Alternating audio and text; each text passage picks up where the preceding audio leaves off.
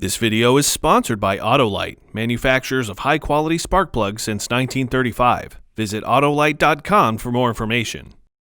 For an engine to run properly, you have to have two things: spark and fuel.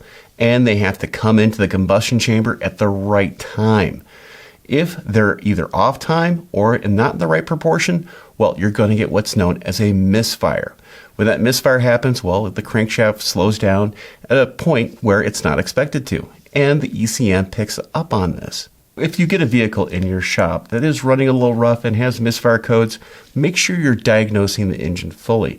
Because just replacing the spark plugs and seeing what's going to happen to the engine if it cures the problem, it never works.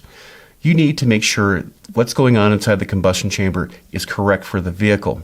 In other words, you need to do a relative cranking compression test or just a regular compression test. If you suspect something else, you need to do a leak down check, because a spark plug or a brand new fuel injector will not solve a bent valve, camshaft timing that's off, or other issues inside the engine like carbon deposits.